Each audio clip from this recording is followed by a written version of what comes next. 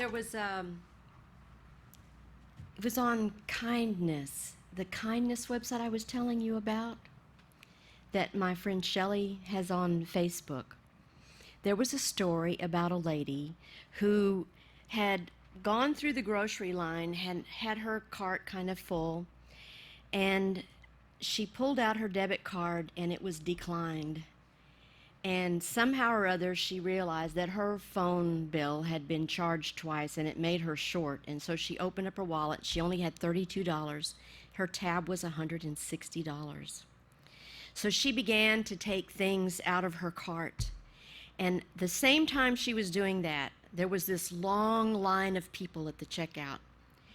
Everybody pulled out their wallets and they started putting the money together, and they paid for all of her groceries. And she was in her car bawling her eyes out because she could not believe that these perfect strangers paid $130 so that she could go home and have groceries with her kids. It's these kinds of things, you know, this compassion for other people, for total strangers, that is really making a difference in what is happening in our world. There is kindness all over the place. And so I just think that this theme for compassion for this month has been absolutely perfect. We couldn't have planned it any better. And so we have an affirmation that we've been saying all month long. So let's say it one last time together. Through acts of love, I live. We are living in these unprecedented times where acts of love are more important now than they ever have been.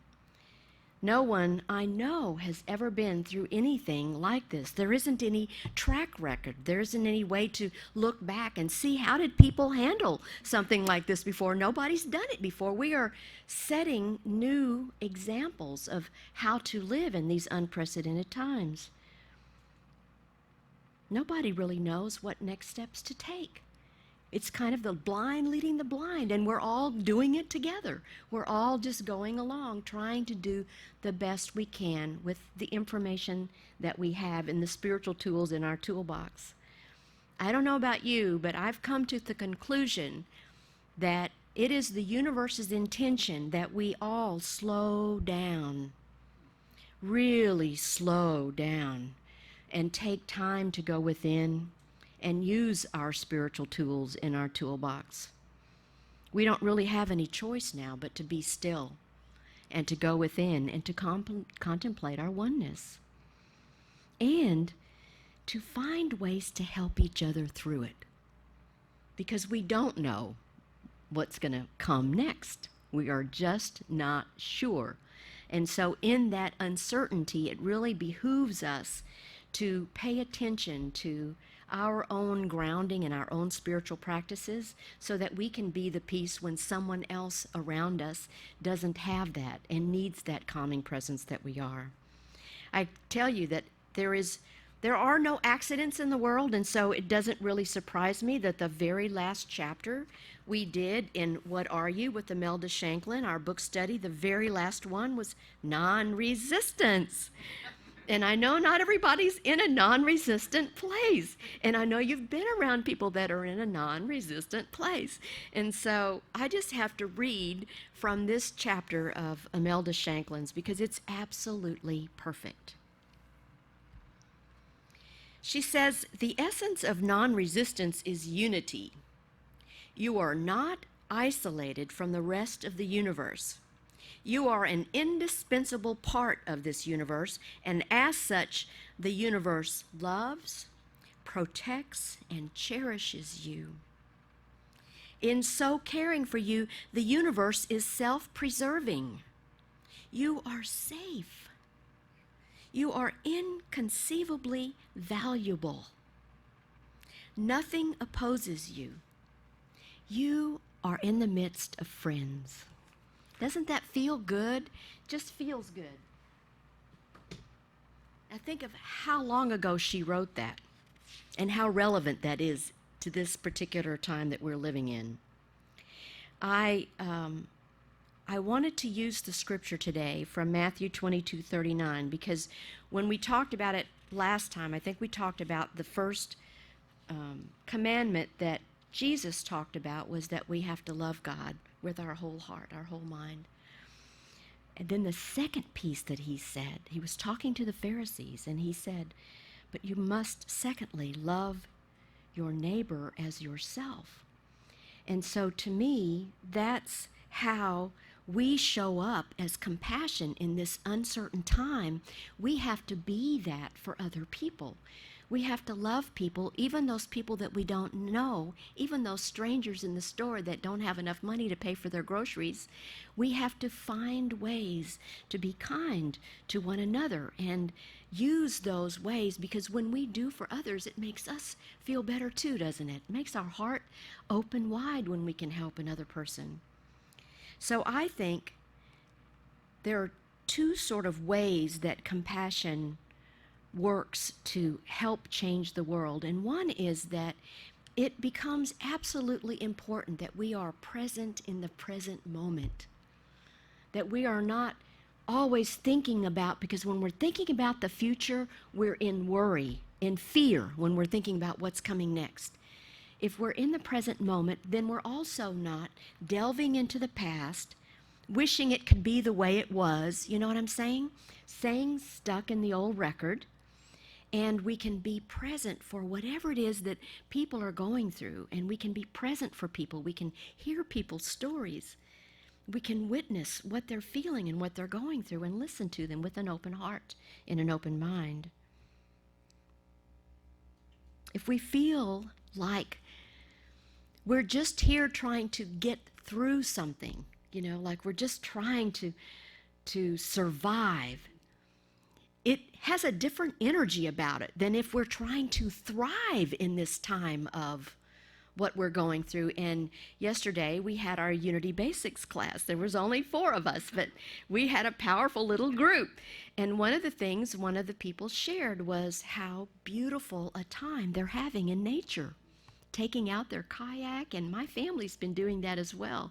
We've had enough time to slow down that we can pull out the canoes and we can get on the water and we can enjoy the nature of God all around us. There are so many ways to slow down and be still. But if we're so focused on trying to get through the next thing, then we're going to miss that opportunity to be compassionate for ourselves and for other people. So we can choose to shift that perspective that we have at any moment to small acts of love. A genuine smile, a moment when you truly see someone for who they are and how they're showing up. A shared laugh. Laughter is good right now. Funny movies is good. Breathing together, a helping hand, doing meditations online. These are all small things, but they make life worth living. And I don't know about you, but I see other things in the newspaper besides the elephant in the room that everybody's talking about. There are also wonderful stories about compassionate people and what people are doing. You've seen they're feeding the children.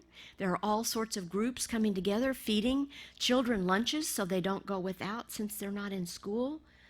There are businesses getting together and giving free pizza to firemen and policemen, and people taking boxes of pizza to healthcare workers because they're working pretty much around the clock in the clinics and the hospitals.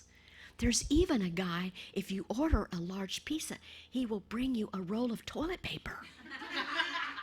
I mean, people, what's happening is we're getting creative, aren't we?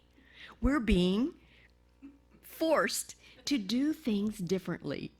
We may even come up with other ways of bartering and doing things for each other that don't cost money, but there are already businesses coming together, foundations coming together, the community foundation looking at how they can help people with their bills. You hear mortgage companies are being kind about people paying their mortgages. I mean, there's an awareness that I have never seen before in the ways kindness is showing up when you're looking for that instead of looking for those fear-mongering things that are coming out. This month in the Science of Mind magazine, there's an article about this 7-year-old boy who was being bullied in his school.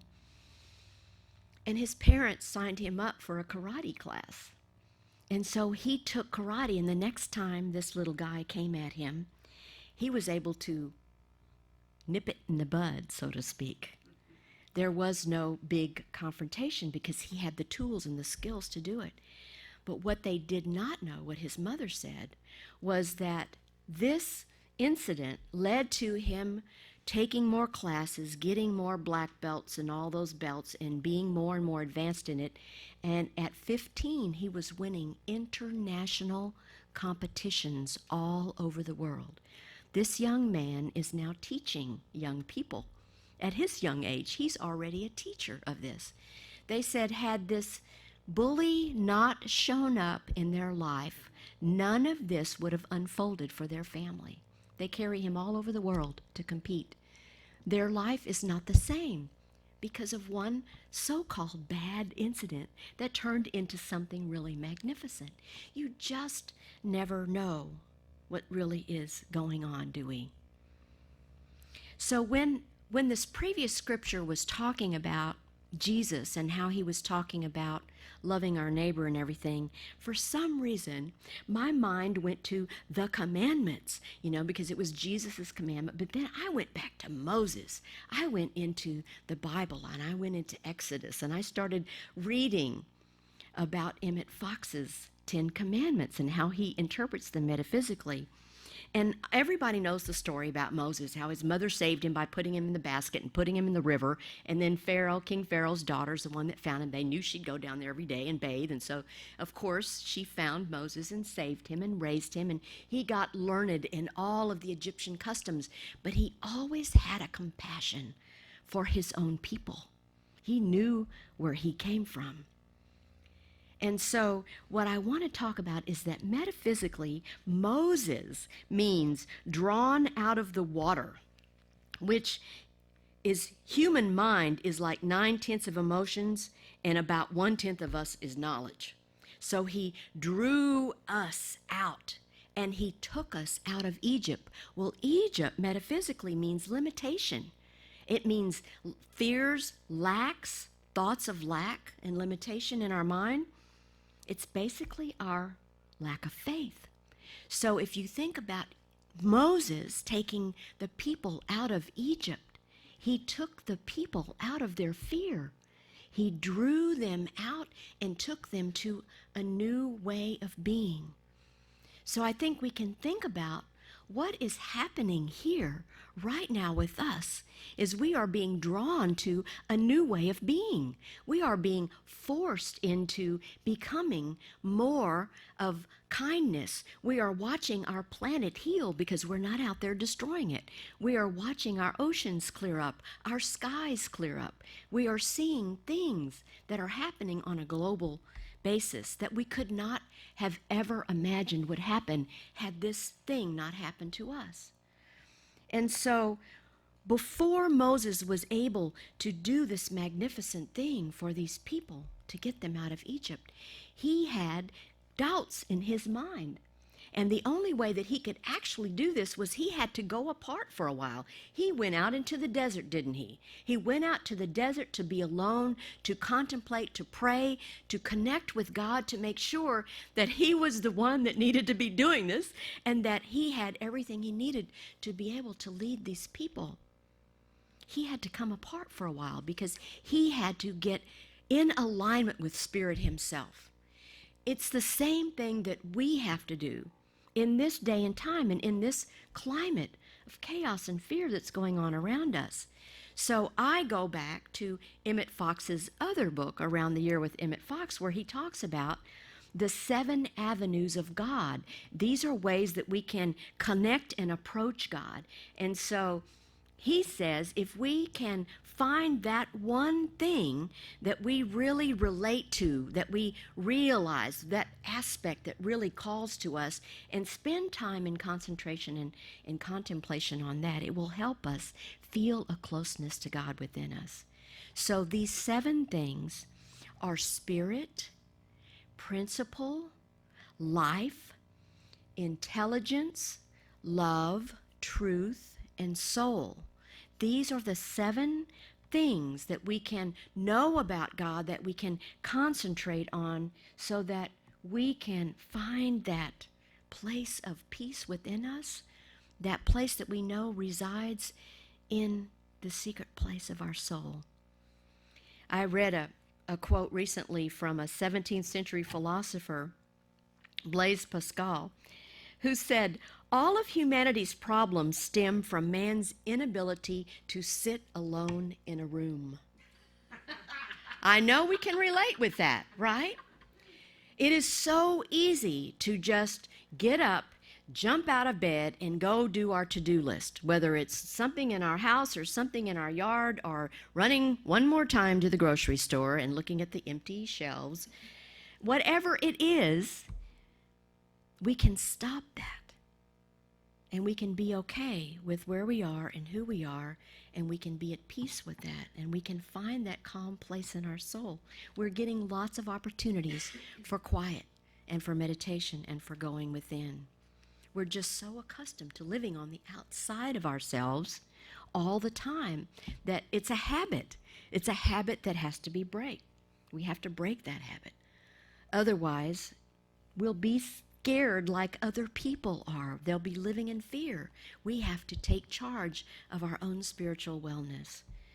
So I think we've been given this tremendous gift. It doesn't feel like it some days, but I really do think that we've been given this tremendous gift to go within, to be kind to ourselves, and to be kind to other people that we come across in our path, to be compassionate with ourselves and to be compassionate with others. Good has to come from everything. It's our first and foremost principle that God is all there is. And so in the Lenten booklet for the 29th of March, Eric Butterworth says, "Think allness, because allness means totality. It's the whole of things. All life is present. All love is present. Be still and know your oneness with all that is. Be still and know that I am." It's the Christ that is present, even in that disbelieving person, that Christ is present there, whether they realize it or not. And so this last week or so, Mark Hicks posted something on his website, truthunity.net, about the fact that we are all individualized expressions of God. And you've heard me say that many times, that we are all God in expression, that we've all come here to be as much of God as our consciousness will possibly allow. But he takes it a step further that I had not thought, and I want to read you what he quoted from one of the original correspondence courses of Unity. Before they even had the school, they had sent out correspondence courses to help people understand these teachings. "The particular church or the individual church is the Christ consciousness in the individual. The one purpose or aim that unifies this church or body both individually and universally is that of making God manifest, bringing forth into actuality the oneness and the perfection which have been an ideal all along." So we are called, he says, we are called to function as the church. We are the church, do you see?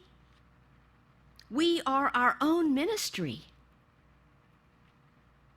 We're empowered to serve ourselves and to serve each other. We are here to bring forth that oneness, to bring forth God into manifestation in this time, in this place, through our Christ consciousness. We do it however we're called to do it, and there are no wrong ways. But we have to pay attention to how we're being called to serve. I love that. Do you like it? Okay. It's time for a little humor. There are 11 people hanging off of a rope out of a helicopter, and they are told that there's too much weight, that at least one person needs to let go so the rest of them can be saved.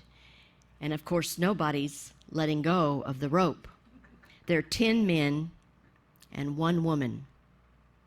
So the woman begins to give this impassioned talk about how she's used to giving up everything. She's used to giving up for her husband, for her children, for her family, without any expectation of anything in return. And she gave such an emblazoned, wonderful speech that the 10 guys started clapping.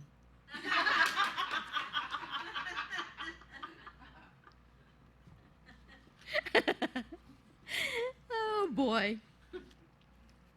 She was pretty smart, wasn't she? I want to close today. I read this Dalai Lama quote. He says, "We need a little more compassion. If we cannot have it, then no politician or even a magician can save this planet." So I declare that it's you and I who are going to use compassion, and we're going to change our world one precious soul at a time. Thank you so much. Now is the time in our service when we get to give from our good back into this ministry. So I invite you to take your tithes and offerings in your hands. And if you're watching this online, if you'll please go to the website and just click on the button that says donate, we will receive your blessings in this ministry. Let's say our blessing together. Divine love through me blesses and multiplies all that I am, all that I have, all that I give, and all that I receive. Thank you, God, that this is so, and so it is. Namaste, everyone.